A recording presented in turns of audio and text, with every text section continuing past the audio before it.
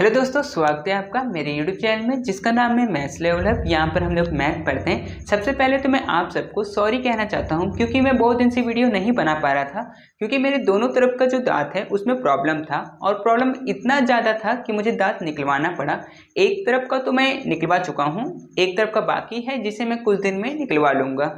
अभी मैं आप लोग के लिए वीडियो बना देता हूँ 5 से 7 डेज, और 7 डेज के बाद में ये वाला दांत को मुझे निकलवाना पड़ेगा क्योंकि बहुत दर्द कर रहा है, कभी भी दर्द स्टार्ट हो जाता है इसीलिए। ठीक है, तो कोई बात नहीं, मैं अभी तो आप लोग के लिए वीडियो बना देता हूँ। ठीक है, तो मैं स्टार्ट किया हुआ था सेट थ्योरी, और ये सेट थ्योरी का 8.2 वीडियो नंबर है। इससे पहले इस चैप्टर का एक वीडियो और बन चुका है, अगर आप लोगों ने नहीं देखा है तो डिस्क्रिप्शन में मैं उसका लिंक दे दूंगा, आप वहाँ जाके देख लीजिएगा। ठीक है, तो चलिए स्टार्ट करते हैं हम लोग। देखिए यहाँ पर हम लोग स्टार्ट कर रहे हैं एक्सरसाइज 8B 8A। पिछले वीडियो में कंप्लीट हो चुका है, लेकिन इसमें पहले मुझे आपको थ्योरी समझाना पड़ेगा। अगर आप थ्योरी समझ लीजिएगा तो आपसे क्वेश्चन जो 8B का है वो आपसे इजीली बन जाएगा। ठीक है, और बहुत इजी है, ये 1 मार्क्स में पूछ भी लिया जाता है, तो इसीलिए आप इसको समझने का कोशिश करिएगा, बहुत इजी है। ठीक है, तो चलिए एक एक करके मैं स्टार्ट करता हूँ। देखिए सबसे पहले फिनाइट सेट।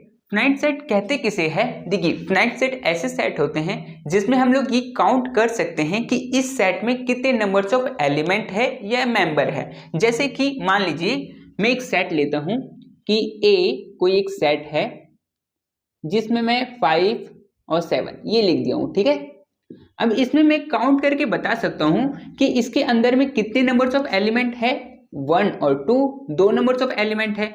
मैं कोई और सेट ले लेता हूं, मान लेते हैं कोई सेट है बी, उसमें 3 4 5 6 7 ऐसे करके मैंने नंबर ले लिया। ठीक है, अब इसमें भी मैं काउंट कर सकता हूं कि कितने नंबर्स ऑफ एलिमेंट है, या फिर एलिमेंट कहिए या मेंबर कहिए, दोनों सेम है। ठीक है, तो 1 2 3 4 5 इसमें कितने नंबर्स ऑफ एलिमेंट है, 5। तो अगर आप काउंट कर सकते हैं तो वो आपका फिनाइट सेट होगा, और अगर आप काउंट नहीं कर सकते हैं तो वो आपका इनफिनाइट सेट होगा। जैसे कि मान लेते कोई एक सेट है ए और उसमें बहुत सारे नंबर्स है, जैसे कि 1 2 3 4 5, और इस तरह से ये आगे बढ़ते जा रहा है, तो हम लोग इसको काउंट नहीं कर सकते हैं। तो इस टाइप के सेट को हम लोग इनफिनाइट सेट कहते हैं। ठीक है, तो आपको समझ में आया होगा कि अगर आप काउंट कर सकते हैं तो फिनाइट सेट, और अगर काउंट नहीं कर सकते हैं तो इनफिनाइट सेट हो जाएगा। ठीक है, तो आपको ये समझ में आया होगा। चलिए थर्ड नंबर को समझते हैं। थर्ड नंबर कह रहा है सिंगलटन सेट।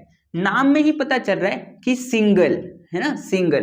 तो सिंगलटन सेट उसे कहते हैं जिस सेट में सिर्फ एक सिंगल एलिमेंट होता है। जैसे कि मान लीजिए कि यहाँ पर 7, ठीक है, 7 ये एक ही एलिमेंट है, इसके अंदर मान लेते हैं कोई है 3। ठीक है, तो ऐसे सेट जिसमें हम लोग काउंट कर सकते हैं कि इसमें नंबर्स ऑफ मेंबर सिर्फ 1 है, ठीक है, तो उसको सिंगलटन सेट कहेंगे। ठीक है, अब पेयर सेट, इसमें भी नाम से पता चल रहा है कि पेयर, पेयर मतलब होता है 2। तो अगर कोई सेट ऐसा है कि जिसमें 2 और 3, ठीक है, 2 सेट है, 2 एलिमेंट है 1 और 2, और एग्जांपल लेते हैं कि ए कोई सेट है जिसमें 5 और 7, ठीक है, ये 2 एलिमेंट है। ठीक है, तो इसमें कितने 1 और 2, तो अगर 2 रहेगा तो उसको पेयर कहेंगे, अगर 1 रहेगा तो हम लोग उसको सिंगलटन सेट कहेंगे। अगर हम लोग काउंट कर सकते हैं तो फिनाइट सेट कहेंगे, अगर हम लोग काउंट नहीं कर सकते हैं तो इनफिनाइट सेट कहेंगे। ठीक है, तो आपको समझ में आया होगा। चलिए उसके बाद इधर भी कुछ डेफिनेशन हम लोग को करना है। तो ये क्या है, नल और एम्प्टी सेट। देखिए कभी कभी क्वेश्चन में लिखा हुआ आता है कि नल सेट कौन कौन से होते हैं, और कभी लिखा हुआ आता है एम्प्टी सेट। दोनों का नाम अलग है लेकिन जो समझना है वो एक ही चीज है। ठीक है, दोनों एक ही चीज है। अब क्या है, देखिए नल सेट होता है कि कोई सेट है जिसके अंदर में कुछ भी नहीं है। ठीक है, जैसे कि इस सेट में, ये एक सेट है मान लेते ए, और इस सेट में कुछ भी नहीं है। ठीक है, तो आप इसको कह सकते हैं नल सेट। इसको 2 तरह से हम लोग रिप्रेजेंट करते हैं, या तो आप ब्रैकेट खाली छोड़ दीजिए, उसके अंदर कुछ मत लिखिए, या फिर आप उसको फाई से डिनोट कर सकते हैं। देखिए ये फाई है, ठीक है, ऐसे गोल करके आप इसको काट सकते हैं तो ये फाई हो जाएगा। तो अगर कभी आपसे पूछे कि नल सेट को या फिर एम्प्टी सेट को हम लोग कैसे डिनोट करते हैं, तो यही दो तरीका है, आप इन दो तरीका से इसको रिप्रेजेंट कर सकते हैं। आप ऐसा भी नहीं कर सकते कि जैसे कि मान लीजिए आपको कुछ नहीं लिखना है तो आप इसको 0 अंदर लिख दिए तो ये नल सेट हो गया, ऐसा नहीं है, क्योंकि 0 भी एक एलिमेंट ही कहलाएगा, ठीक है। तो इसीलिए अगर आपको नल सेट लिखना है इसका मतलब इसके अंदर में कुछ भी नहीं होगा, सिर्फ ये दो तरीका होगा और कोई भी नहीं, ठीक है। चलो, तो आपको समझ में आया होगा। और ये भी नहीं हो सकता कि आप इसको ब्रैकेट में ऐसे फाइल लिख दिए हो, ये भी नहीं हो सकता, ठीक है। इसको आप ब्रैकेट में भी नहीं लिख सकते, इसको सिंगल लिखना पड़ेगा आपको, ठीक है। चलो, उसके बाद इक्वल सेट। इक्वल सेट का मतलब कि मान लीजिए दो सेट है ए और बी, ठीक है। इन दोनों के अंदर मान लीजिए इसके अंदर पी क्यू आर और इसके अंदर आर पी क्यू, ठीक है, ये है। अब देखिए दोनों में जो नंबर्स ऑफ एलिमेंट है वो भी 3 है, 1 2 3, और इसमें भी 1 2 3, और इसमें भी P है, इसमें भी P है, इसमें Q है, इसमें भी Q है, इसमें R है और इसमें भी R है। मतलब अंदर में जो नंबर्स ऑफ एलिमेंट है वो भी सेम है और जो अंदर में है वो भी सेम है, दोनों सेम है, तो उसको हम लोग इक्वल सेट कहेंगे। और एक चीज और आता है इक्विवेलेंट सेट। ये क्या होता है? ये भी सेम ऐसा ही होता है। मान लेते A कोई सेट है और B भी कोई सेट है। अब इसमें क्या है? इसमें है A B C और इसमें है P Q R, ठीक है। देखिए इक्विवेलेंट सेट में क्या अलग होता है कि इसमें नंबर्स ऑफ एलिमेंट सेम होता है, जैसे कि इसमें भी 3 है, 1 2 3, और इसमें भी 3 है, लेकिन अंदर में क्या है वो अलग होता है, ठीक है। जैसे कि इसमें ABC है लेकिन इसमें तो ABC नहीं है, तो इसीलिए नंबर्स ऑफ एलिमेंट अगर सेम है तो वो इक्विवेलेंट सेट होगा। लेकिन अगर इक्वल सेट है तो उसमें नंबर्स ऑफ एलिमेंट भी सेम होगा और उसके अंदर में जो मेंबर्स है, जो एलिमेंट है, वो भी सेम होगा, ठीक है। तो आपको ये 7 समझ में आ गया होगा। इसके बाद कुछ और थ्योरी है, वो भी मैं पहले लिख लेता हूँ फिर समझा दूंगा आपको, ठीक है। आप लोग पहले इसको लिख लीजिए। तो चलिए हम लोग अब समझते हैं सबसेट कहते किसे है। तो if A and B are two set, हम लोग पास दो सेट है, सेट A और set B, such that all element of set A are also in set B। Set A में जो एलिमेंट है वही सेम सेट B में भी वही एलिमेंट है। अगर ऐसा है then set A is called the subset of set B। तो हम लोग कह सकते हैं कि जो सेट A है वो सबसेट है सेट B का, ठीक है। अब देखिए मैं एग्जांपल से समझाता हूँ। जैसे कि यहाँ पर एक सेट है, A से डिनोट किया है मैंने। A एक सबसेट है, सेट है, उसमें नंबर्स ऑफ एलिमेंट कौन कौन से हैं? 3 5 7, ठीक है, ये है एलिमेंट। B भी एक सेट है, इसमें कौन से एलिमेंट है? 7 5 3, ये सब है। अब देखिए इसमें 3 है, इसमें भी 3 है, इसमें 5 है, इसमें भी 5 है, इसमें 7 है, इसमें भी 7 है। तो जो सेट A में है वही सेट B में भी है, तो हम लोग कह सकते हैं कि A जो है वो सबसेट है B का, ठीक है। तो जो सबसेट है उसको ऐसे इंडिकेट करते हैं, ठीक है, इस तरह से करके और नीचे में लाइन। तो ये हुआ सबसेट को इंडिकेट करने का, ठीक है। तो ऐसे आपको समझ में आया। एक और एग्जांपल लेते हैं कि A एक सेट है, A B C इसमें मेंबर है, B भी एक सेट है, उसमें A B C D E member है, ठीक है। अब देखिए मैंने क्या बोला था कि A में जो नंबर्स ऑफ मेंबर जो है, इसमें मेंबर है, वो B में भी होना चाहिए। अब B में A B C तो है पर एक्स्ट्रा भी है, तो एक्स्ट्रा है तो चलेगा, उससे दिक्कत नहीं है, ठीक है, पर A में जो है वो B में होना चाहिए था, तो वो चीज तो है, तो हम लोग कह सकते हैं कि A जो है वो सबसेट है B का, ठीक है। तो आपको ये समझ में आया होगा कि अगर सबसेट पूछे तो आप किस तरह से इसको देख के समझ सकते हैं। इसी तरह से सेम एक प्रॉपर सबसेट भी होता है, दोनों सेम है, बस छोटा सा अंतर है। छोटा सा अंतर क्या है कि प्रॉपर सबसेट में एक या एक से ज्यादा, जैसे कि यहाँ पर एग्जांपल में दे रहा हूं कि A एक सेट है और B एक सेट है। A में क्या है? ए में 5, 8, 9 है और बी में क्या है 5, 8, 9 और 10 है। तो जब आप प्रॉपर सबसेट करिएगा तो उसमें क्या होता है कि एक चीज बी में ज्यादा होना चाहिए। ए में जो है 5, 8, 9 वो बी में भी है 5, 8, 9, पर बी में क्या है एक या एक से ज्यादा हो भी सकता है एक्स्ट्रा में। जैसे कि यहाँ पर 10 एक्स्ट्रा है, हो सकता 10, 11, 12 भी लिखा होता तो भी कोई दिक्कत नहीं था। समझना बस इतना था कि ए में जो चीज है वो बी में है कि नहीं है, ठीक है। और एक अगर एक्स्ट्रा है या एक से ज्यादा कोई एक्स्ट्रा है तो चलेगा, तो हम लोग उसको क्या कहेंगे, उसको प्रॉपर सबसेट कहेंगे और उसको इंडिकेट करते हैं ए प्रॉपर सबसेट ऑफ बी, ऐसे करके, ठीक है। तो आपको समझ में आया होगा कि दोनों में अंतर क्या है। इसमें जरूरी नहीं है कि एक एक्स्ट्रा हो, जैसे कि यहाँ पर एक्स्ट्रा नहीं था, पूरा पूरा सेम था, तो हम लोग इसको क्या कहे, सबसेट कहे। और अगर एक्स्ट्रा था तो भी हम लोग सबसेट कहे। लेकिन प्रॉपर सबसेट में एक या एक से ज़्यादा एक्स्ट्रा हो सकता है, लेकिन ए में जो है वो बी में भी होना चाहिए, ठीक है। तो आपको समझ में आ गया होगा, इसको ऐसे इंडिकेट करते हैं, सिर्फ ऐसे बना के, ठीक है। तो आपको समझ में आया होगा। चलो अब समझते हैं 10 number super set. Super set किसे कहते हैं, ठीक है। देखिए if A is subset of set B, अगर देखिए मैं यहाँ से समझा देता हूँ, ठीक है, ये सब एक दूसरे से लिंक है। तो ए जो है वो बी का सबसेट है, अगर ऐसा है, if A is subset of set B, A जो है वो बी का सबसेट अगर है, then set B is called superset of set A. तो हम लोग इसे कह सकते हैं, देखो इसको इंडिकेट कैसे करते हैं वो भी मैं बता देता हूं आपको।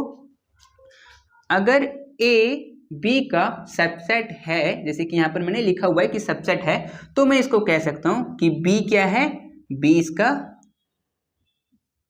इसका सुपर सेट है, ठीक है। इसको ऐसे इंडिकेट करते हैं, ठीक है, ऐसे। अगर ए बी का सबसेट है तो बी क्या है, बी इसका सुपर सेट होगा, ठीक है। वही चीज मैंने यहाँ पर लिखा हुआ है, ठीक है। तो आपको समझ में आया होगा। तो इसके बाद 2-3 और है, वो भी मैं आपको समझा देता हूँ, तो पूरा जो भी डेफिनेशंस है वो सब कंप्लीट हो जाएगा, ठीक है। तो आप लोग इसको लिख लीजिए। तो चलिए हम लोग अब समझते हैं कि पावर सेट कहते किसे हैं। तो पावर सेट का मतलब हुआ the set of all possible subset of a set. मतलब हम लोग के पास कोई सेट है, उस सेट का जितना भी पॉसिबल सबसेट हो सकता है वो हम लोग को यहाँ पर लिखना होता है, ठीक है। जैसे कि यहाँ पर बी एक सेट है और उसमें कितने नंबर्स ऑफ एलिमेंट है, सिर्फ 1 है, और इसका हम लोग को सबसेट लिखना है। तो हम लोग कैसे लिख सकते हैं, देखिए क्या क्या पॉसिबल सबसेट हो सकता है।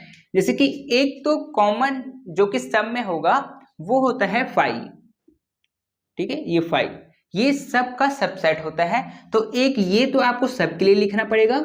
दूसरा आप इसको लिख सकते हैं ए, बस ये 2 तरीका हो सकता है इस सेट के लिए, ठीक है। जो 20 सेट हम लोग को दे रखा है इस सेट के लिए, एक ये लिख सकते हैं और एक ये लिख सकते हैं, ठीक है। तो ये दोनों क्या हुआ, ये दोनों हम लोग का पावर सेट हुआ, ठीक है। दूसरा ये सी नंबर, इसमें नंबर्स ऑफ एलिमेंट कितना है, 1 और 2 एलिमेंट है।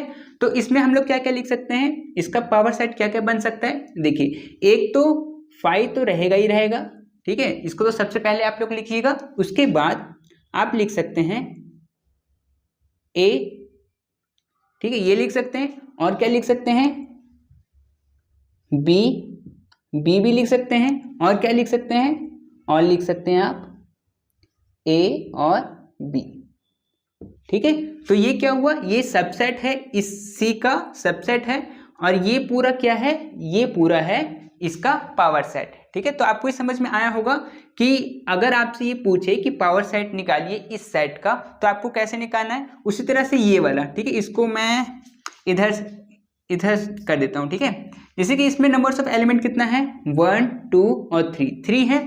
तो इसको मैं कैसे ले सकता हूँ, देखिए एक तो मैं 5 तो जरूर लूंगा, उसके बाद क्या लूंगा, ए सबको सिंगल सिंगल ले लेता हूं मैं, ए, फिर बी को सिंगल ले लेता हूं, फिर सी को सिंगल ले लेता हूं, और उसके बाद और क्या ले सकता हूं, ए और बी को साथ में ले सकता हूं, और क्या ले सकता हूं, बी और सी को साथ में ले सकता हूं, बी और सी को, और क्या ए और सी को साथ में ले सकता हूं, ए और सी को, और ए बी और सी, ये ठीक है। तो ये इतने पॉसिबल इसके सबसेट हो सकते हैं इसका, है ना, और तो कोई हो नहीं सकता है। तो ये हुआ आपका पावर सेट, ठीक है। तो ये क्वेश्चन में भी आएगा, तो आप इसीलिए इसको अच्छी तरह से समझ लीजिए। तो यह तो आपको समझ में आ गया होगा कि किस तरह से आपको निकालना है। उसके बाद मैंने एक चीज़ और लिखवाया है कि नोट में क्या लिखवाया कि power set of a set, अगर किसी सेट का हम लोग पावर सेट निकाल रहे हैं, हैविंग एन एलिमेंट, जिसमें अंदर में जो एलिमेंट है वो हम लोग मान लेते हैं कि अगर 1 है, 2 है, 3 है, 4 है, तो हम लोग कैसे पता कर सकते हैं कि इसके अंदर में कितने नंबर्स ऑफ सबसेट बन सकते हैं, ठीक है। तो जैसे कि यहाँ पर 2n फॉर्मूला है ये, जैसे कि 2n क्या, इसके लिए 2n, और यहाँ n क्या डिनोट कर रहा है, कितने एलिमेंट है। तो n कितना है, 1, यहाँ पर एलिमेंट तो सिर्फ 1 है, तो 2 का पावर 1, तो 2 का पावर 1 कितना होता है, 2, ठीक है। तो हम लोग का पावर सेट निकला कितना है, 2 निकला है, 1 और 2, ये 2 ही निकला है। उसी तरह से यहाँ पर नंबर्स ऑफ एलिमेंट कितना है, 1 और 2, 2 है, तो 2 का पावर 2, तो 2 का पावर 2 कितना होता है, 4। तो देखिए यहाँ पर पावर सेट कितना निकला है, 1 2 3 4, 4 निकला है। अब यहाँ पर डी नंबर में नंबर्स ऑफ एलिमेंट कितना है, 1 2 3, 3 है, तो 2 का पावर 3, तो 2 का पावर 3 का मतलब क्या, 2 इंटू 2 इंटू 2, इसको मल्टीप्लाई करेंगे तो आएगा 8। तो अभी देखते हैं कि हम लोग यहाँ पर सॉल्व किए तो 8 आया कि नहीं। तो 1 2 3 4 5 6 7 8, 8 आया, इसका मतलब हम लोग का सही है, ठीक है। तो ऐसे हम लोग चेक कर सकते हैं कि हम लोग का कितना होगा, ठीक है। तो आपको समझ में आया होगा कि पावर सेट कहते किसे हैं। चलो उसके बाद हम लोग पढ़ते हैं कि डिसजॉइंट सेट किसे कहते हैं। तो डिसजॉइंट सेट कहते हैं two set A and B, दो सेट हम लोग को दिया हुआ है ए और B, are set to be disjoint set, उसको हम लोग डिसजॉइंट सेट जब कहेंगे if there is no common element, अगर दोनों के बीच में कोई भी कॉमन एलिमेंट नहीं है, जैसे कि कुछ भी सेम नहीं है, जैसे कि यहाँ पर ए और बी दो सेट है, इसमें 2 3 4 है, लेकिन इसमें क्या है 7 8 9, तो दोनों में कुछ भी सेम नहीं है, तो इसीलिए हम लोग इसको डिसजॉइंट सेट कहेंगे, ठीक है।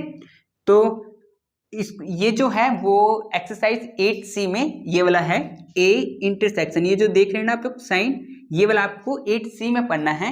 लेकिन इसका मतलब होता है कि ए और बी में जो भी कॉमन है वो लिखिए। तो जब मैंने ए और बी में कॉमन देखा तो उनमें तो कुछ सेम था ही नहीं, इसीलिए मैं इसको खाली छोड़ सकता हूँ, या फिर मैं इसको 5 से डिनोट कर सकता हूँ, ठीक है। तो डिसजॉइंट सेट जिसे कहते हैं हम लोग कि अगर दो सेट दिया हुआ है, दोनों के बीच में अगर कुछ भी कॉमन नहीं है तो उसको हम लोग डिसजॉइंट सेट कहेंगे, ठीक है। तो आपको ये समझ में आया होगा। चलिए उसके बाद 30 number universal set. Universal set किसे कहते हैं, अच्छा रुकिए मैं इसको मिटा लेता हूँ पहले, ठीक है, ठीक है। तो यूनिवर्सल सेट हम लोग कहते हैं, जैसे कि मान लेते हैं कि कोई सेट है चलो ए कोई सेट है और इसमें नंबर्स ऑफ एलिमेंट है 2 3 और 4, ठीक है, ये है। और बी भी कोई एक सेट है जिसमें है 3 4 5 6, ठीक है, ये है। और सी भी कोई एक सेट है जिसमें नंबर्स ऑफ एलिमेंट है 5 6 7, बस इतना ही है, ठीक है, मान लेते ये है, ठीक है। तो अगर हम लोग को इसका यूनिवर्सल सेट निकालना है तो हम लोग डायरेक्ट क्या कर सकते हैं, U इक्वल टू, और जितने भी नंबर्स है ए में बी में और सी में, देखिए कुछ भी चीज़ डबल डबल नहीं आना चाहिए, ठीक है। तो जैसे कि 2 3 4 5 6 7, तो मैं यहाँ पर लिख सकता हूँ 2 3 4 5 6 7, ठीक है। तो ए बी सी का यूनिवर्सल सेट ये हुआ, ठीक है, ये। तो अगर ए बी सी में जो भी एलिमेंट है वो यूनिवर्सल सेट में है, ऐसे करके हम लोग लिख रहे हैं, तो अगर है तो उसको हम लोग यूनिवर्सल सेट कहेंगे, ठीक है। तो आपको समझ में आ गया होगा जो भी मैंने थ्योरी आपको यहाँ पर करवाया है। तो इसके बाद मैं एक्सरसाइज 8B के क्वेश्चंस को स्टार्ट करूँगा। तो अगर आपको इस समझने में कुछ भी दिक्कत हुआ है तो एक बार और आप इसको देख लीजिए। अगर आप इसको समझ लीजिएगा ना, जितने भी मैंने 13 मैंने थ्योरी करवाया है उसको अगर आप समझ लीजिएगा तो जो मैं आप क्वेश्चन करवाने वाला हूँ वो आपसे ईजिली बन जाएगा, ठीक है। तो आप लोग लिखना चाहते हैं तो लिख लीजिए इसको। तो चलिए अब हम लोग एक्सरसाइज 8B को करते हैं। एक्सरसाइज 8B का जो फर्स्ट क्वेश्चन है उसमें कह रहा है which of the flowing set is finite set. इसमें से कौन सा ऐसा सेट है जो फिनाइट सेट है। फिनाइट सेट के बारे में मैंने अभी अभी थ्योरी में बताया है कि फिनाइट सेट उसे कहते हैं जिस सेट में हम लोग ये काउंट कर सकते हैं कि इस सेट में कितने नंबर्स ऑफ एलिमेंट है ना। जैसे कि मान लीजिए कि ये एक सेट है, ठीक है, और इसमें मैं लिख दिया हूँ कुछ भी 2 4 6 ऐसे करके मैंने लिख दिया। तो इसमें मैं काउंट कर सकता हूँ कि 1 2 3 नंबर्स ऑफ एलिमेंट है, ठीक है। तो इसको मैं काउंट कर सकता हूँ, इसीलिए मैं इसको कह सकता हूँ कि ये फिनाइट सेट है। अगर मैं काउंट नहीं कर पाता, मतलब ये डॉट डॉट डॉट ऐसे करके बहुत लंबा जाता, बहुत आगे तक जाता, तो मैं इसको काउंट नहीं कर सकता था, तो मैं इसको कह सकता था कि ये इनफिनाइट सेट है, ठीक है। तो इसमें से हम लोग को बताना है कि कौन कौन सा ऐसा है जो फिनाइट है जिसको हम लोग काउंट कर सकते हैं। जैसे कि यहाँ पर फर्स्ट पूछा गया है set of people living on the earth में जितने भी लोग रहते हैं उसको बताना है। तो वो तो हम लोग काउंट कर सकते हैं कि अर्थ में कितने लोग रहते हैं, तो इसीलिए ये कौन सा होगा, ये फिनाइट सेट होगा, ठीक है। ये हो गया फिनाइट सेट, ठीक है। सेकंड नंबर पूछ रहा है कि x such that x is even integer. अब देखिए इवन इंटीजर, इवन नंबर कौन से होते हैं, 2 4 6 8 ऐसे करके ये आगे तक जाते रहते हैं। तो इवन नंबर तो हम लोग इवन इंटीजर कह लीजिए या फिर इवन नंबर कह लीजिए, ये तो जब तक खत्म नहीं होगा, जब तक ये आगे चलता ही रहेगा, ये खत्म होता ही नहीं है, तो इसीलिए ये इनफिनाइट हो जाएगा। या फिर इनफिनाइट लिख लीजिए, या फिर आप लिख सकते हैं नॉट फिनाइट, ठीक है। तो ये आपको समझ में आया होगा, क्योंकि हम लोग इसको काउंट नहीं कर सकते थे, इसीलिए मैंने इनफिनाइट लिखा, या फिर आप नॉट फिनाइट भी लिख सकते हैं, ठीक है। थर्ड नंबर कह रहा है set of positive integer less than 50 से कम जितने भी पॉजिटिव इंटीजर है उसको हम लोग को लिखना है, ठीक है। तो पॉजिटिव इंटीजर को तो हम लोग काउंट कर सकते हैं जो कि 50 से कम है। पॉजिटिव कहाँ से स्टार्ट होगा, 0 1 2 3 4 5 और यहाँ से लेके 49 तक हम लोग ले सकते हैं, है ना। तो ये तो काउंट हो जाएगा, तो इसीलिए इसको हम लोग कहेंगे फिनाइट सेट, ठीक है। चलो लास्ट वाला क्या कह रहा है, 4 number set of those line which moves through a certain point. एक पॉइंट से कितना लाइन जा सकता है, तो यहाँ पर 1 2 3 मतलब बहुत सारा लाइन हम लोग ड्रॉ कर सकते हैं एक ही पॉइंट से। तो यहाँ पर एक पॉइंट है, इससे हम लोग बहुत सारा लाइन खींच सकते हैं, है ना। तो इसका क्या हो जाएगा, इनफिनाइट, मतलब बहुत सारा खींच सकते हैं, इसको हम लोग काउंट नहीं कर सकते। तो इनफिनाइट आप लिख सकते हैं या फिर आप नॉट फिनाइट लिख सकते हैं, ठीक है। तो आपको समझ में आया होगा कि इस क्वेश्चन में क्या पूछा था। चलिए इसके बाद क्वेश्चन नंबर 2 को देखते हैं। क्वेश्चन नंबर 2 में पूछा गया है which is null set in the following. ये 2 क्वेश्चन दिया हुआ है, इन दोनों क्वेश्चन में हम लोग को ये देखना है कि इन दोनों में से कौन सा नल सेट है। देखिए मैंने अभी थ्योरी में आपको बताया है कि नल सेट, एम्प्टी सेट, ये दोनों जो सेट है वो सेम है। मतलब नल सेट का मतलब होता है कि जो हम लोग का सेट है उसके अंदर में कोई भी एलिमेंट नहीं होना, ठीक है। तो आप इसको कैसे कैसे इंडिकेट कर सकते हैं, 2 तरीका मैंने बताया था। या तो फिर आप इसको ऐसे करके इंडिकेट कर सकते हैं, या फिर आप इसको फाई इस तरह से आप इसको दे सकते हैं, ठीक है। या फिर ये तरीका या फिर ये तरीका, ठीक है। इन दोनों को छोड़ के कोई भी नहीं होना चाहिए, ठीक है। जैसे कि यहाँ पर मैं देख रहा हूं कि फर्स्ट नंबर है 0, तो ये वाला नहीं हो सकता। इस सेट में एक नंबर्स ऑफ एलिमेंट है, कौन सा, 0 भी एक एलिमेंट है, इसीलिए ये भी नहीं हो सकता।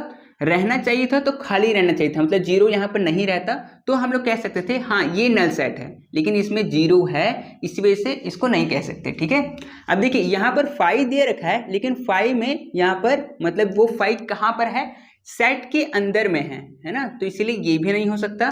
देखिए ये हो सकता है, जैसे कि मैंने बताया, या फिर ये, तो ये वाला 5 करेक्ट होगा, तो आप ये दे सकते हैं, ठीक है। आपके क्वेश्चन में अगर सिर्फ ये आता, सिर्फ ये रहता, तो आप इसको भी दे सकते थे, ठीक है, टिक कर सकते थे इसमें भी।